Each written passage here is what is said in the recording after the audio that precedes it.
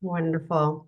Well, hi everyone. Welcome to our January edition of the UDL Through the Lens of UDL webinar series. We're excited to have our colleagues Heidi and Arian who are going to walk us through this very robust topic that I often hear up and down the state around flexible means in mathematics.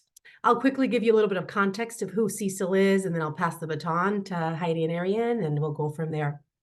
So CECL is the California Coalition for Inclusive Learning, and it's a collaboration between the CDE, CCE, and Placer County Office of Ed in partnership with CAST.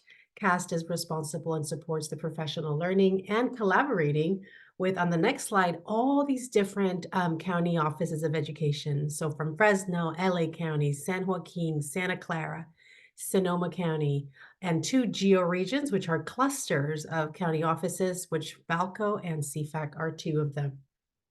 To that end, every month we are providing a webinar, and the recording will be available afterwards. And the different topics are, we've done one on the physical learning environment, the social emotional learning, multilingual learners, and math. And all of these topics have been through the lens of UDL. And you can go to the cecil.cast.org website. Don't quote me on that. I'll have Ali or Dariela drop the Cecil website, or I can after I'm done here, so that you can grab those links with the video recordings and slides if that is piques your interest.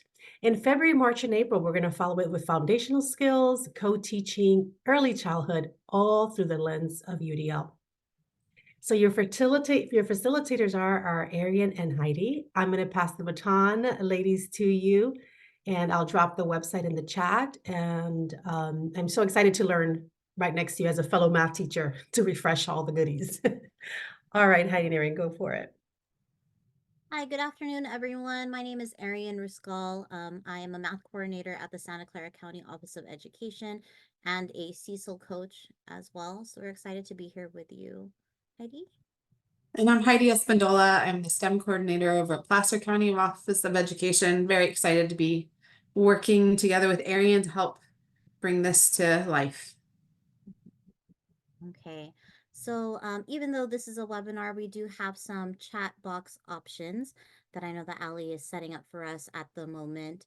In the chat box, once it's free and usable for everyone, feel free to introduce yourself, ask us a question at any point, answer a question if a colleague has one, share an idea or connection, and you might see a hyperlink for resources coming through to you as well for you to do your own deeper dive. So the way that you're going to use the chat box is you can either type at name, use the at sign if you wanted to respond directly to a message. When you're sending that out in the chat box, you would click all panelists and attendees so that all of us are able to see your message. And so if you would like to go ahead and introduce yourself in the chat, I believe that that's open now for everybody. So if you'd like to introduce yourself, what district and or county you're from, what school you work at, what grade level, so on and so forth, then feel free to go ahead and introduce yourself. So today, we have a home base that we are inviting you to go ahead and kind of engage with. We have some resources linked. We have the feedback form for later. Also, a copy of our Google Slides is present there as well. And also, just for us to be able to have a visible tool of what our goals are for today. So speaking of our goals for today include the following.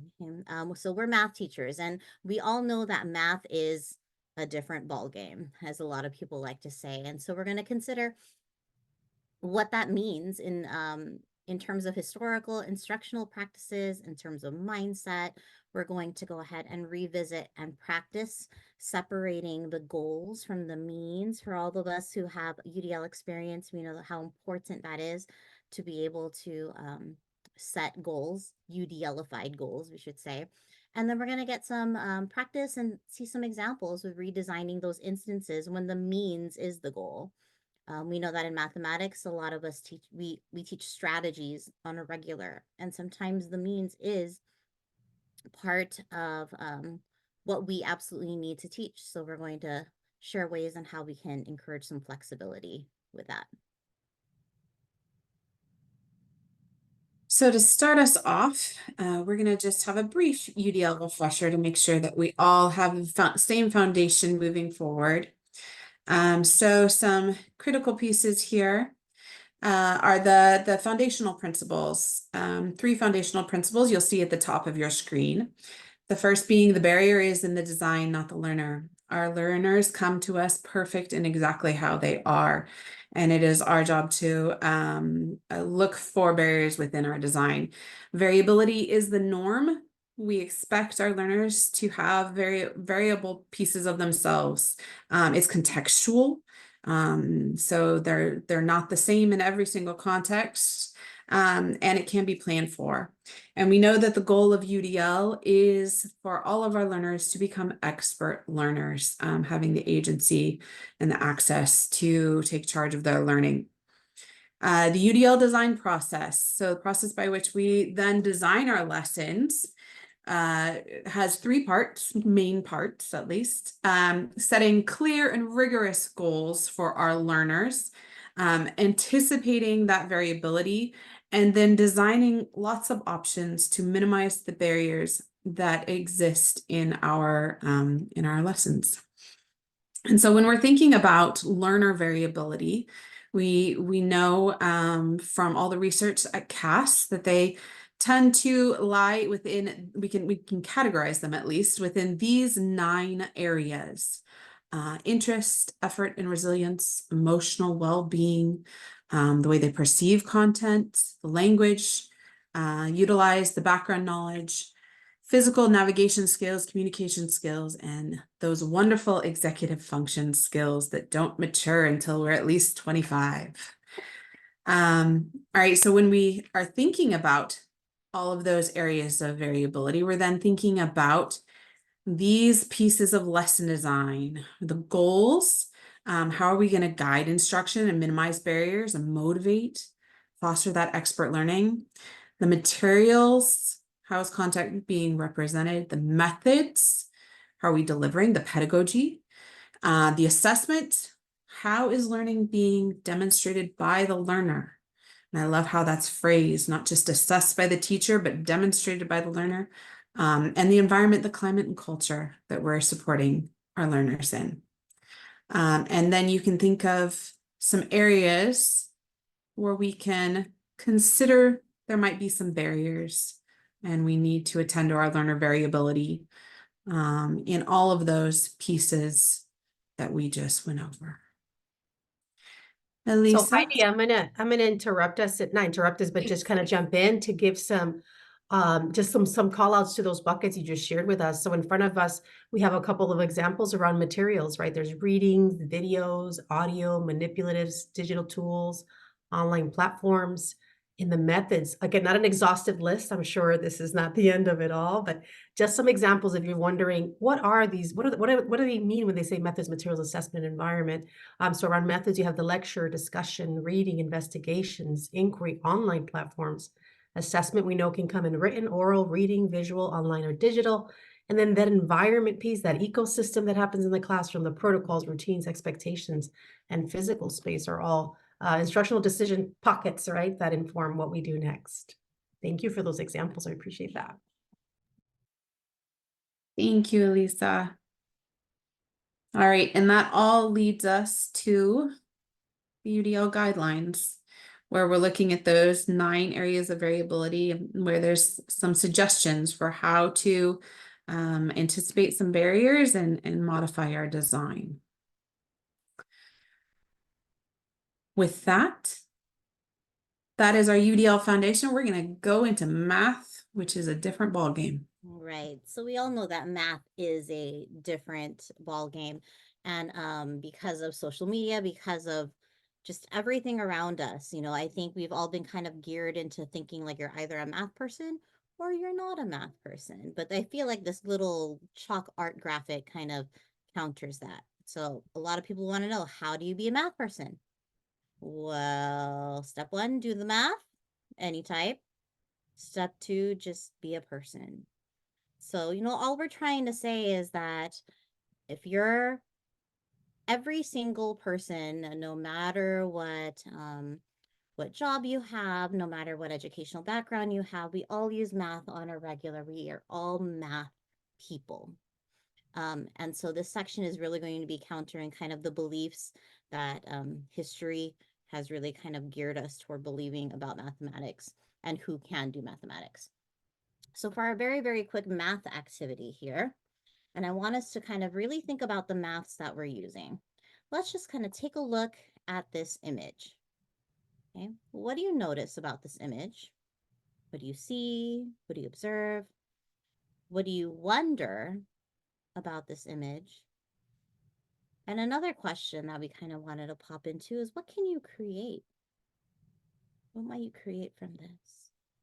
So I believe that the chat is open to all. So we do invite you to kind of put in, what do you see? What do you notice?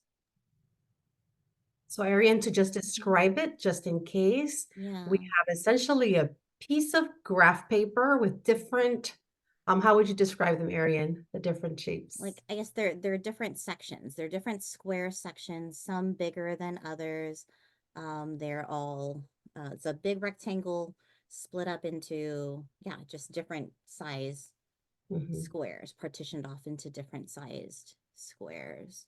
So they're all squares, just different sizes. So what might we build? What were your prompts? What might we build? What do you notice? What are you You know, seeing? Well, kind of explained it as well. Maybe what do you wonder? What questions might be coming up for you? Perhaps something like, how many squares with an area of, I don't know, 9 could you create out of this? You might be wondering why someone decided to partition them in the way that they're separated out. We might be wondering, is this a floor plan? Maybe for an apartment or something like that. And that kind of goes into like what we could create from this as well with that piece. Yeah. So just kind Ariane, apparently we're having trouble with the chat still. Ah, I see. Yeah. Oh, that makes sense. No problem. So just wonder it to yourself. Notice it to yourself if you're looking at it. And get creative with what you might be able to do with this image. And we do, notice and wonder activities a lot in our math classrooms. And something that I think we kind of leave off sometimes is on the next slide, which is asking ourselves, which is like as teachers, I think we inherently know this, but a lot of times like asking the students, asking our participants, like, where's the math in this activity? What maths do you notice? What connections can we make when it comes to even just looking at an image similar to this? And so this brings us to the idea of beliefs, the beliefs that we have now, the beliefs that we used to have about mathematics. Heidi?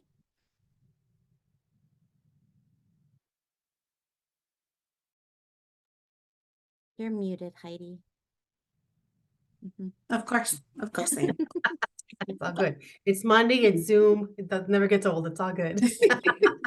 All right, so we're gonna look at some beliefs, and we've actually prepared a Google slide, a collaborative slide deck. I'm just gonna pop it up and get out of the share real quick, and go to that.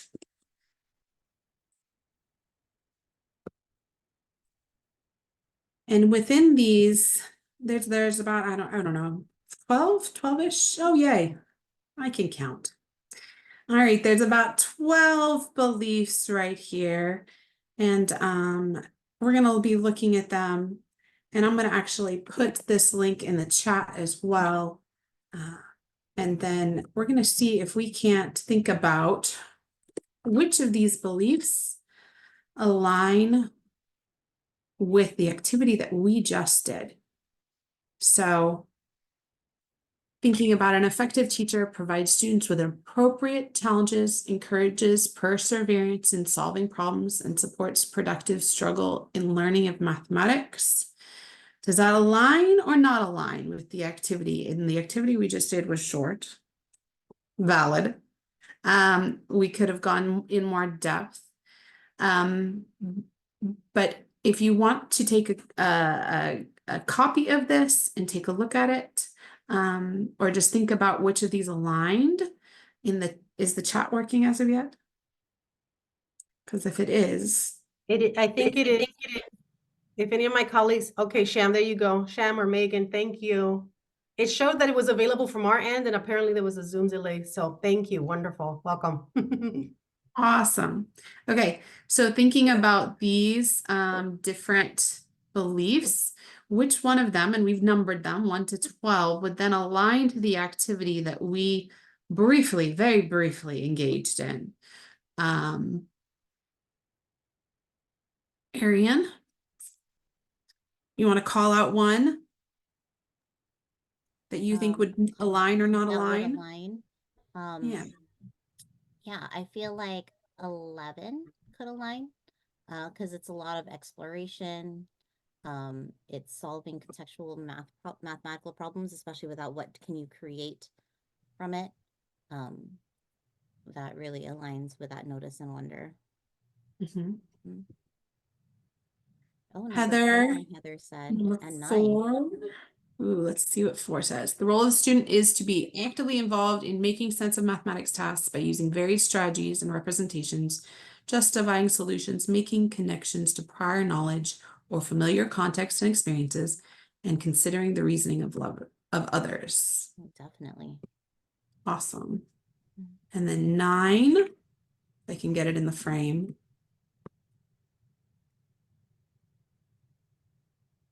All right. The role of the teacher is to engage students in tasks that promote reasoning and problem solving and facilitate discourse that moves students towards shared understanding of mathematics. Awesome. And now which ones would be ones that may not align, might not align? What do you think? 10, not aligned. 10, both people said 10. Awesome. Standard computational algorithms. Yes, that is not very aligned. Perfect. Any other ones that's not very aligned?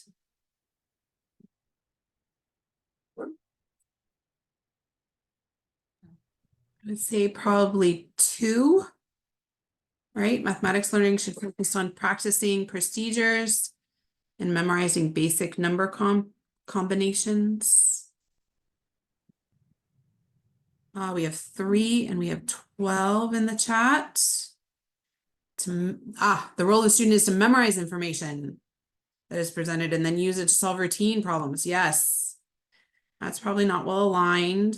And then the role of the teacher is to tell students exactly what definitions, formulas, and rules they should know and demonstrate how to use this information.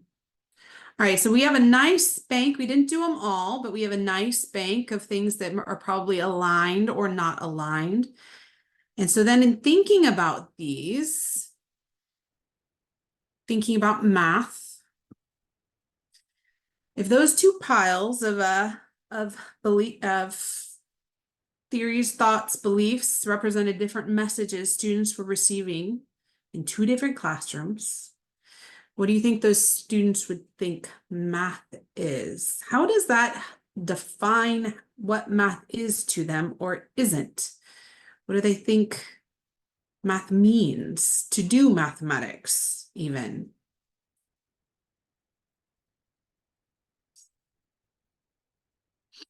I'm going to give you a minute to think about that in the chat.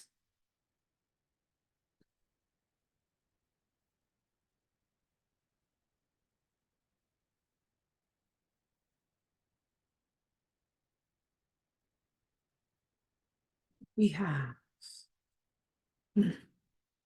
unaligned means to memorize, to have the right answers. Yep. Megan, the growth mindset versus a fixed mindset. That's very clear in this one.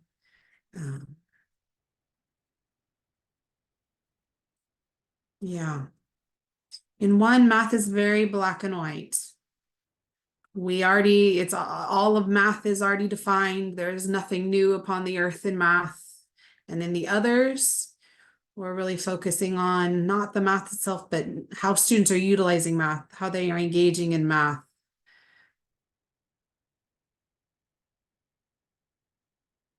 Yeah, building confidence and having true access. Absolutely. All right, so to bring this one section home, we have Jo Bowler. She can bring it home.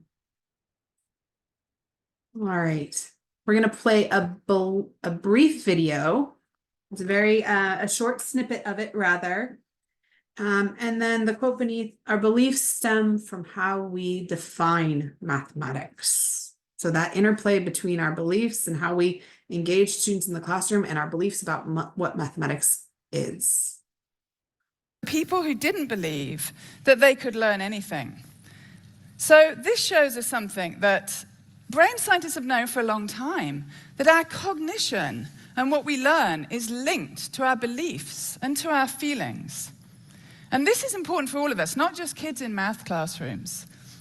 If you go into a difficult situation or a challenging situation and you think to yourself, I can do this, I'm going to do it, and you mess up or fail, your brain will grow and more and react differently than if you go into that situation thinking, I don't think I can do this.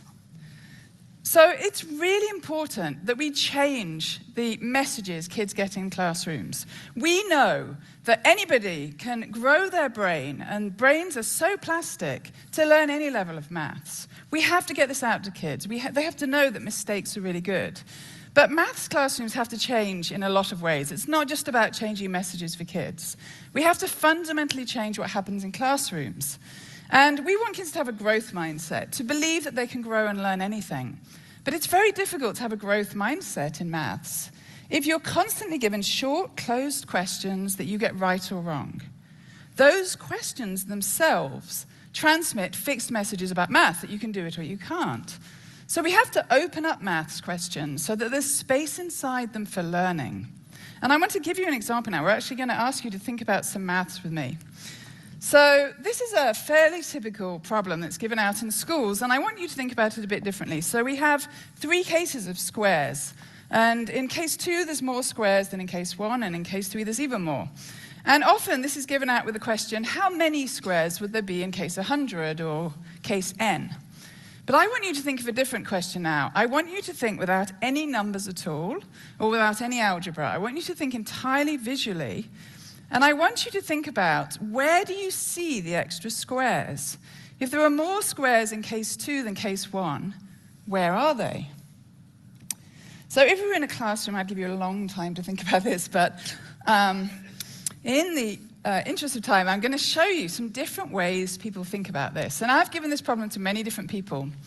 And I think it was my undergrads at Stanford who said to me, or one of them said to me, I see it like raindrops, where raindrops come down on the top. So it's like an outer layer that grows new each time. It was also my undergrads who said, oh no, I see it more like a bowling alley. You get an extra row, like a row of Skittles that comes in at the bottom. Very different way of seeing the growth. It was a teacher, I remember, who said to me, it was like a volcano. The center goes up and then the lava comes out. It was another teacher who said, oh no, it's like the parting of the Red Sea. The shape separates and there's a duplication with an extra center. And I remember this this one as well. Some people see it as triangles. They see the outside growing as an outside triangle. And then it was a teacher in New Mexico who said to me, oh, it's like Wayne's World. Stairway to heaven, access denied.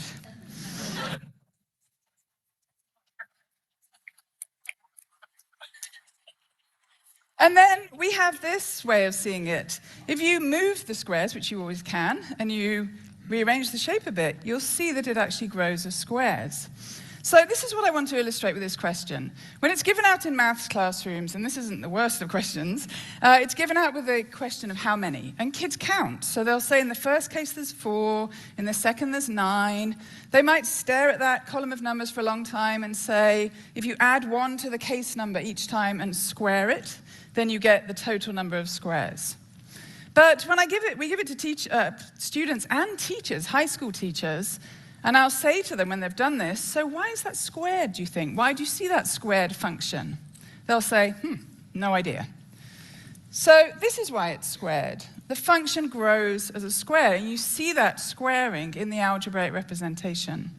So when we give these problems to students, we give them the visual question. We ask them how they see it. They have these rich discussions, and they also reach deeper understandings about a really important part of mathematics. So we actually need a revolution in maths classrooms. We need to change a lot. All right. That video never gets old for me. Never gets old. I can watch that again and again. And I have. Sorry. So I hope you enjoyed listening that, and that task is so unique. I love that task, and it really does exemplify exactly what we are trying to look at in this section here, is that mathematics and how we define mathematics can radically change how we engage our students in those mathematics. Nope. People Keep going. All right. I wanted you to think just a brief minute, your own experience as a student in math classrooms, your teachers' beliefs when you were a student in those classrooms. How did they possibly affect your beliefs now, or your beliefs when you were a student? How do you think your teachers, when you were in math classrooms, thought of mathematics? And then what beliefs about math are you trying to impart to your students now, as you are now the teacher? So I'm going to give you a little bit of time to think about that. You are welcome to share in the chat.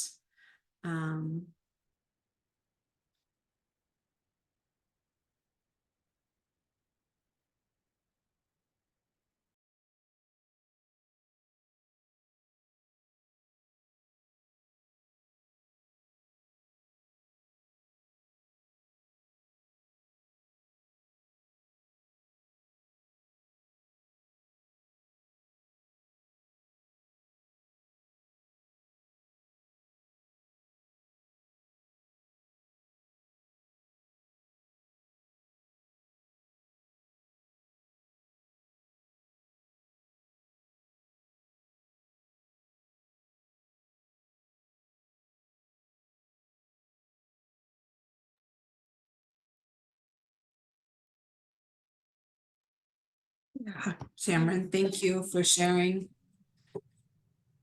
Thank you, Elisa. Yeah, one of the reasons so many people get turned off. All right, I'm going to hand it over to Ariane. Right. And so, kind of to preface some of the options that we're going to offer everyone for how to make the means of mathematics a little bit more flexible, it's important that we kind of go back and think about UDL goals. Okay. So remember that part of the UDL design is the first step is to set clear and rigorous goals. Now, universally designed goals on the next slide, they remind us that they're clear, they're discrete, they're flexible without the means embedded, they're relevant and meaningful, and they're challenging and rigorous. So one of the first steps that we need, or the questions that we need to ask ourselves, are all of the 4 following. And the one that we're going to focus on are the means, or the how, separated from the goal. So let's go ahead and kind of take a look at how we can do this. So one of the ways that we can remove barriers from the learning experience is to really start with the goal free from the means. And so when we're talking about the means, we're really referring to the manner or the way in which the goal is attained. So how are we going to get to the goal? Most oftentimes when the universally designed goal, the way that we get there is flexible. So we need to ask ourselves on the next slide, and think about like, how have I offered flexibility in how my learners can work toward the goal? Where are their options? Where are they being provided options for them to be able to reach that goal? And in doing so, how have we empowered our learners to choose the means that they will use to achieve the goal? And so the following slide has an example. Okay, here's just take a look at a fourth grade math standard. Multiply 3 and 4 digit numbers by 1 digit numbers, applying the standard algorithm.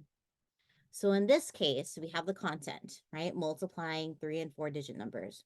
And we also have the means, the standard algorithm. And so how might we be able to adjust that? Well, one way is we can say something like demonstrate their understanding of multiplication between 3 and 4 digit numbers by 1 digit numbers using place value understanding and properties of operations. So we're not telling them you have to use a standard algorithm, right? In order for us to show that you understand the concept of multiplication and that you can do this calculation. So by removing standard algorithm altogether and providing those options, we made that a little bit more flexible.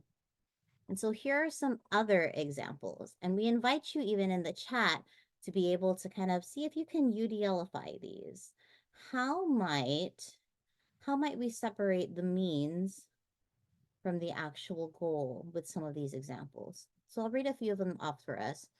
The first one says, I can use the greater than, equal, and less than symbols, or the inequality symbols, to record comparisons of multi-digit numbers in my math journal. How might we open that up? How might we open up, I can use a graph to solve systems of linear equations? How might we open up, use the area model and multiplication to show the equivalence of two fractions? What might we remove from it? How might we adjust it?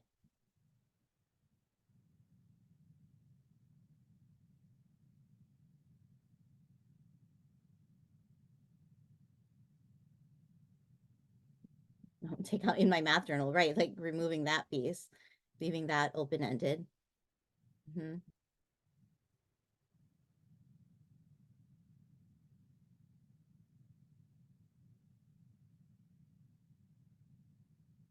I'm even looking at these examples and thinking, okay, what is it about this?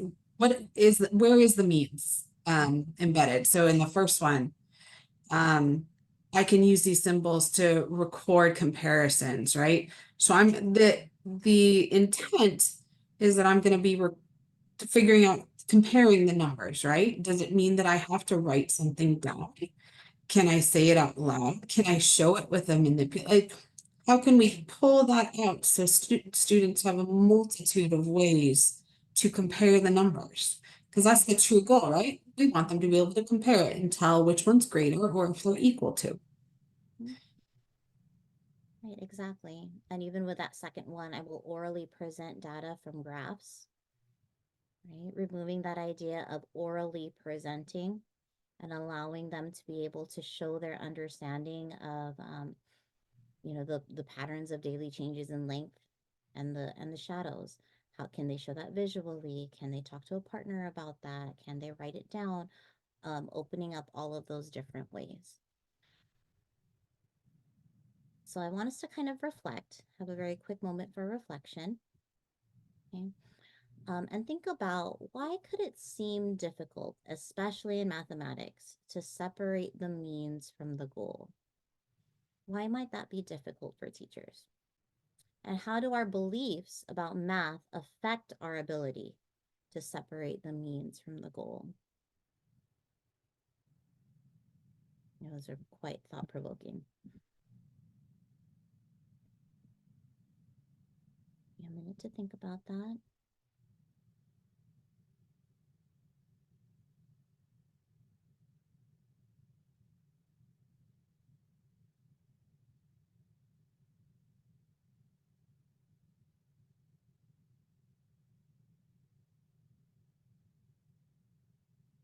Elisa, you were a math teacher, right? Why do you think it might be difficult to kind of separate the means from the goal, especially when it comes to math? Absolutely. You took the words out of my mouth. If I'm here, this is the first time I've been exposed to UDL, and you're telling me I have to chunk these pieces. But in the end, Arian and Heidi, they're going to have to be able to do all the things. So one thing to consider is the fact that, yes, they want to be able to do all the things, but in the context of a particular learning goal, what is it that I want to make sure that I am measuring against, right? What are some of the responses y'all have shared when you hear teachers share, that's great, this, if we had all the time in the world, but what are some of the pieces that you've heard, or some of the responses you share when people, when educators share that concern?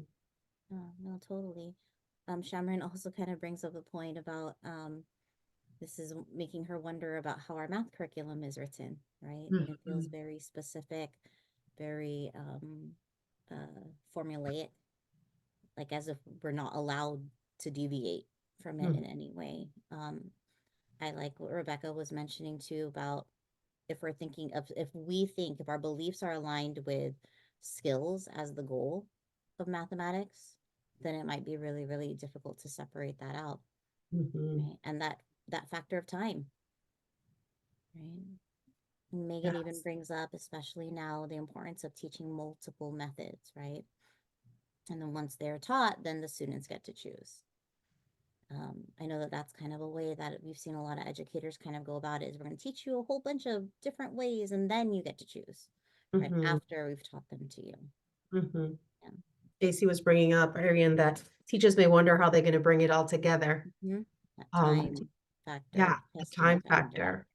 But the one nugget I'll share, and if anybody's been in any of the trainings that I'm in, I also mentioned my husband, how he's a triathlete, and 10 months out, he plans out his races, and he doesn't start doing all three of his events on day one, right? He chunks it, and the 10 months, he's looking to learn how he's going to perform on D-Day, right? So one day he'll go out to see, hey, it's windy today. Let me see how I do on my bike when it's windy, right? Or another day he'll go like, I'm testing out my nutrition, or I'm testing out a new pair of socks. And so to that end, in instruction, especially when it comes to math, we want to have that formative data that's going to support self-reflection for the learner, and of course us as the facilitators of that learning, to help them progress towards that D-Day, whatever D-Day is for them, that mile marker. But we could talk about this forever. Yeah, I have some goodies to share, so go for it.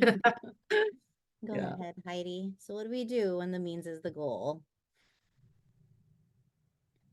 And I love that example, Elisa, and it always reminds me of, you know, when I, on occasion, I hear a high school teacher, when I was a high school math teacher, say something like, I have to lecture at them. They're going to be getting lectures in college. Like, yeah, but that's not where they are now. Can we give them what they need now?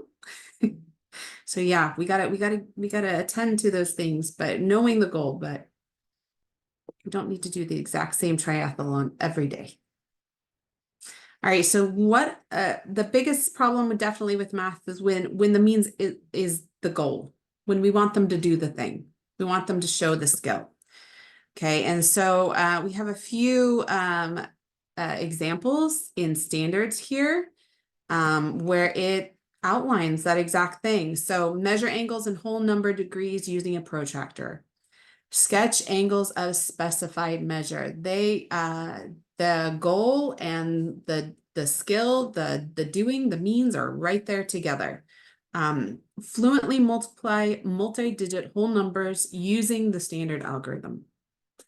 Identify the constant of proportionality in tables, graphs, equations, diagrams, and verbal descriptions of proportional relationships. And then the last one, graph functions expressed symbolically and show key features of the graph by hand in simple cases and using technology for more complicated cases. So right there, we have the exact thing that they want us to do along with the goal. So we're going to think about three options to help provide multiple means here and to soften this and still allow our learners to have access and options. So here's the 3 things we're going to bring for your consideration. And the first being provide tiered number sets. The second being allow for multiple representations, concrete, visual, abstract. And the third was focus on conceptual understanding. So we're going to start with number 1. Arian? Right. So that first option, like what Heidi mentioned, is providing tiered number sets. There are times in math, and I always bring up that idea of what's it called? Use partial product or use the area model in order to show in order to multiply double-digit numbers, right? Where you have to, your goal is they have to use the area model, right? And so when we're thinking about using the area model, we know that our goal as a teacher is that they understand how to use the area model. But we might be able to be more flexible as far as with the content. Does it have to be double-digit numbers? Could we scale it back for our learners who might be able to show their understanding of the area model, but maybe with numbers that are less complex? Or even push our learners who are ready for even more complex numbers as well.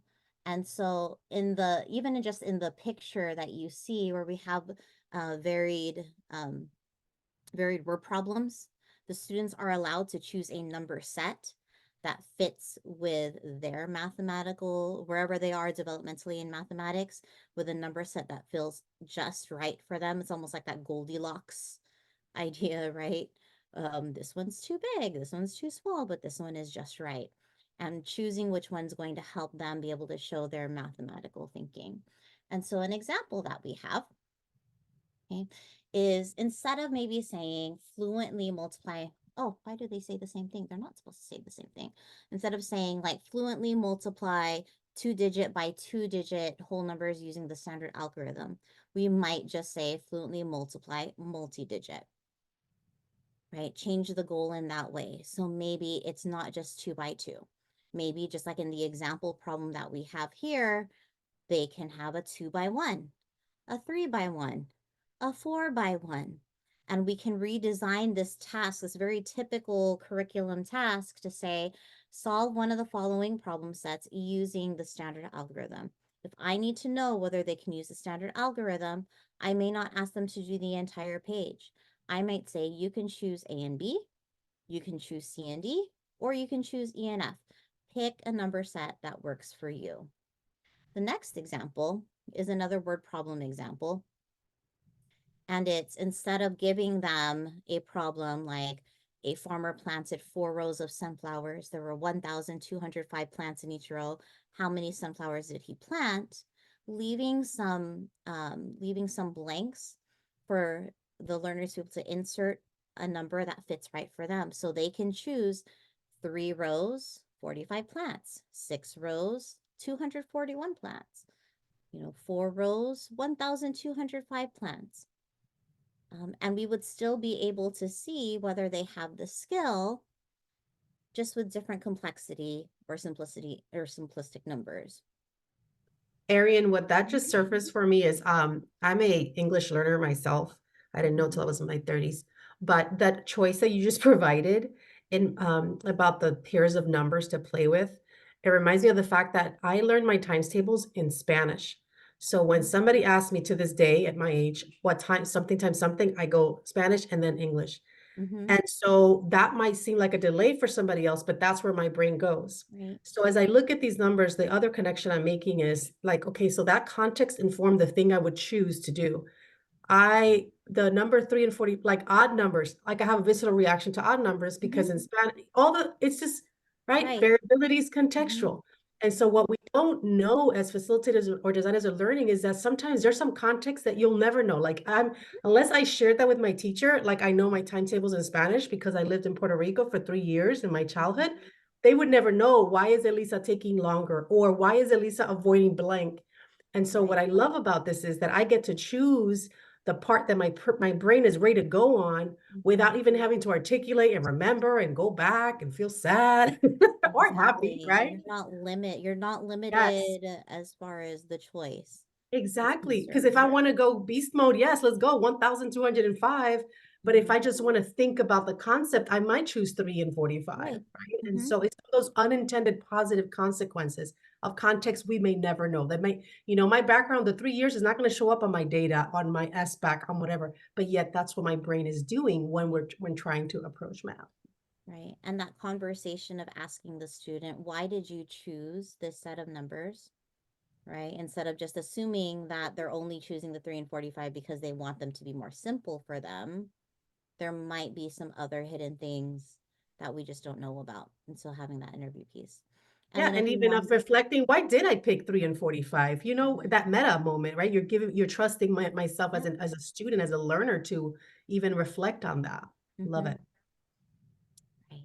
And so the second option, Second option is making sure we're allowing for multiple representations, and we're actually leveraging and engaging with multiple representations. And here's a great visual from NCTM. It's their star of representations. I don't even know what else to call that.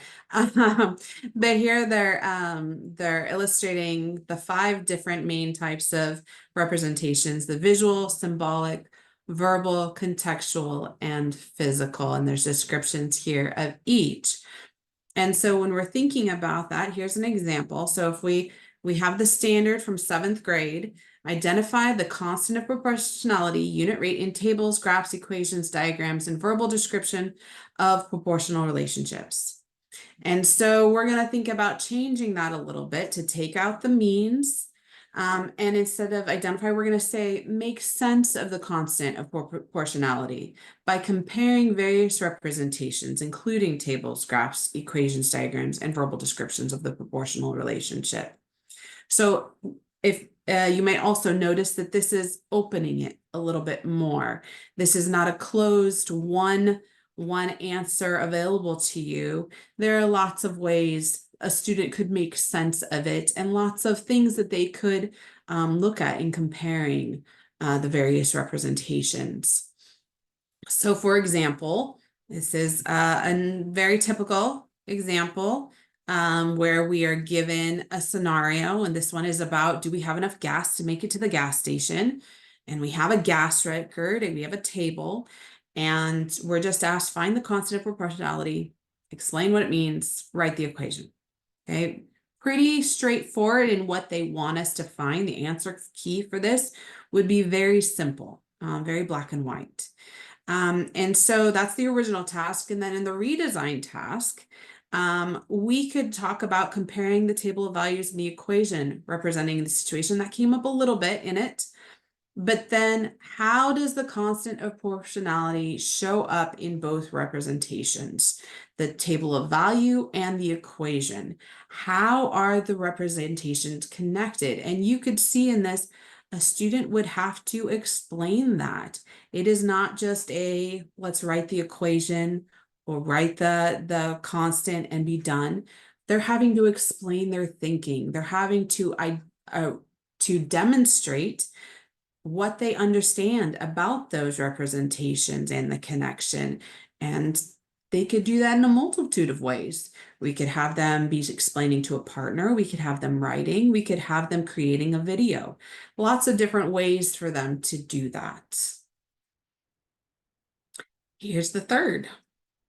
and Heidi, that you kind of bring up something that I wish I had thought of when we were planning this. If you've ever been to a Joe Bowler thing and she does the diamond paper, multidimensional mathematics, where the equation is in the middle, and then like you have a context, and then you can show it with a picture, and then you can show that piece as well, right? And having the conversation as far as like, which box did you go to first, which one, and some are inclined to go to the computation one first, some are inclined to putting it into an outside of the classroom context, something like that. And so that's just another very, very easy tool that we can use in Yes. order to open it up with the multiple representations. Yeah. And so the third one is to really focus on conceptual understanding, right? Building the concept, because a lot of times they can't have the vocabulary. They aren't able to access the standard algorithm when the conceptual understanding isn't quite built. Just like it's demonstrated in that picture there where you're showing fraction bars, and how they overlap in order to understand the idea of multiplying, what the idea of multiplying fractions actually means. And so here's an example here from a measurement unit. And in this unit here, they need to measure angles in whole number degrees using a protractor. They have to sketch the angles of the specified measure. You see, like, they have to do this and they have to do that, as opposed to opening it up and saying, you know, let's connect the definition of an angle to the process of measuring angles in whole number degrees. Let's identify and create them. It sounds a lot more, I don't know, it just sounds more creative. It sounds more innovative. It doesn't sound like, I remember being stressed out in 4th grade because I never knew if I had the protractor without the dot in the middle. I felt like I was messed up forever because I could never align it to the vertex. And I'd be off by like 10 to 12 degrees every single time. And I felt like I did not know how to measure angles. But this would open it up for me, definitely. So here's the example from an actual text, right? Physically measure an angle.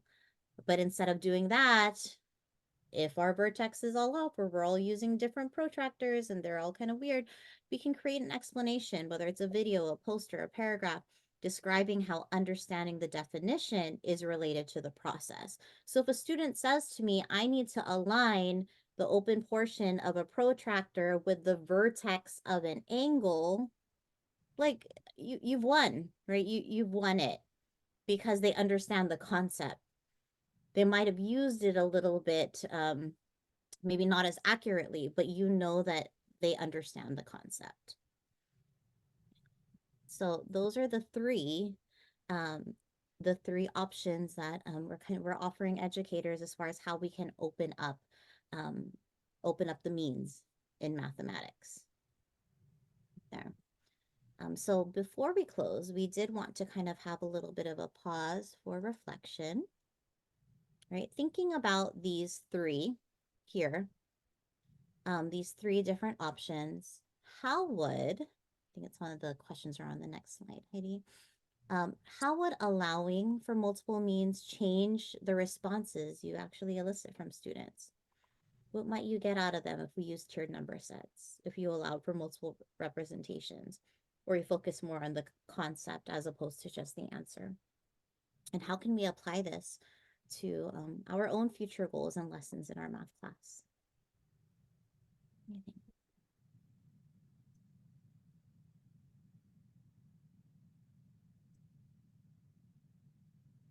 And as you're kind of generating that, I do kind of want to tell you a story. And I taught 6th grade forever. Like, that's like my sweet spot. And I had a student who had an IEP who was kind of functioning at, like, you know, technically second grade math level. And we were exploring ratio, or I think it was adding fractions or something like that. And I had just introduced them to ratio tables.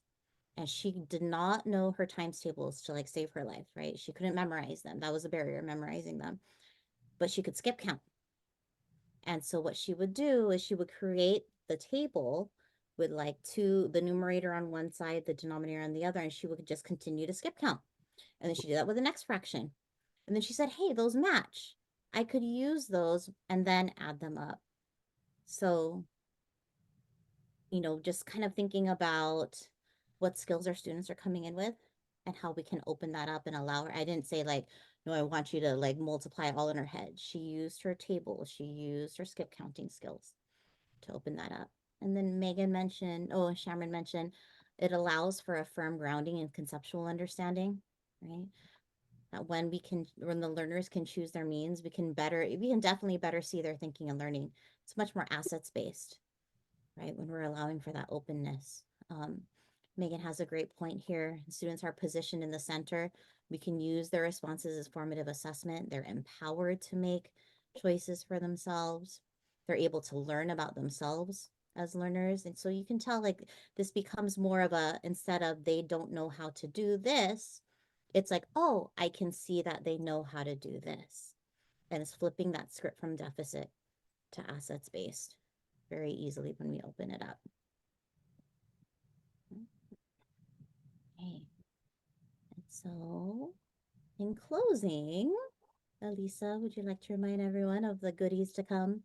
For sure. Mhm. Some of our colleagues that are on the call right now, they're going to facilitate the foundational skills. So, uh, foundational skills through the lens of UDL. I'm secondary, so it takes me a second. Foundational what? Foundational skills through the lens of UDL. There's feedback in the chat. And we'd love your questions and ideas, or I call them yeah, but feel free to drop those yeah, but in the home base. I'm sure Heidi and Arian will take a peek at those as they come in, and or even on the feedback session. For those of you that are either new to UDL or trying to make sense of this, I am sure I speak for both of our facilitators in saying start somewhere. Don't feel that it has to be all things at once. Just dabble into one thing. Think about a pain point, is what we call it. Think about a thing that is already consuming you when you're driving home from work or you're going to work, and play in the sand and just see what happens. Perfection is not the goal, right? The journey is to learn about learner variability. So, well, thank you so much, Heidi and Arian. I really appreciated you sharing all your wealth of knowledge. This recording will be available at the cecil.cast.org website, along with some other resources that we're currently developing to accompany these topics. But we look forward to seeing you all soon. And if there's somebody here that is representing a county or a district that is curious to learn more, our colleague Shamron Coyle, she is the director for Placer County around Cecil, and could definitely connect you, your school, your district with some further support if that is something that fits your needs. Her email is scoyle, COYLE, @placercoe.org. All righty, thanks everyone, and we'll see you soon.